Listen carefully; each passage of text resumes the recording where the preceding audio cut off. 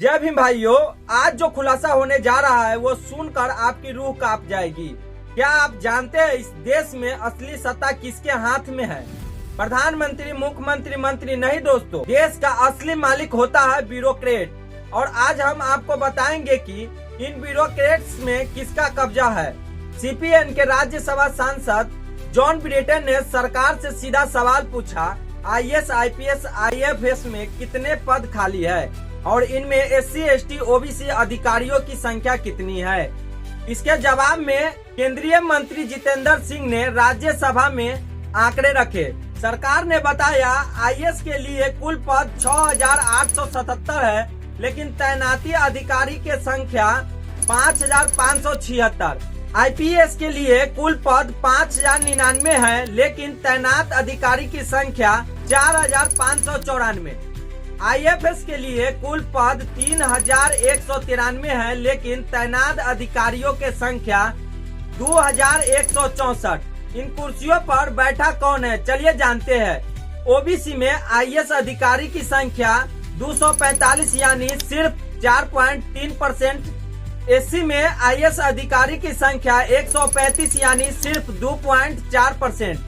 ST में IAS अधिकारी की संख्या 67 यानी सिर्फ 1.2%। मतलब दोस्तों 92% आईएएस अधिकारी जनरल कैटेगरी से है। ओबीसी में आईपीएस अधिकारी की संख्या 255 यानी 5.5%।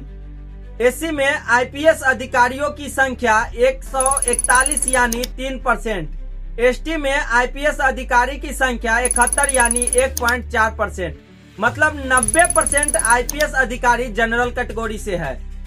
ओबीसी में आईएफएस अधिकारी की संख्या 231 यानी 10.6%। एससी में आईएफएस अधिकारी की संख्या 95 यानी 4.3%।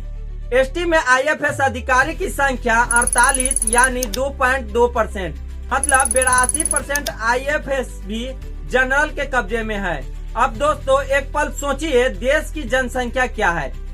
ओबीसी लगभग 55%, एससी लगभग 24%, एसटी लगभग 10%। मतलब ये देश का 90% बहुजन समाज, लेकिन आईएएस, आईपीएस में इनकी हिस्सेदारी 10% से भी कम। तो सवाल उठता है, क्या ये लोकतंत्र है या फिर सिस्टम पर कुछ लोगों का कब्जा?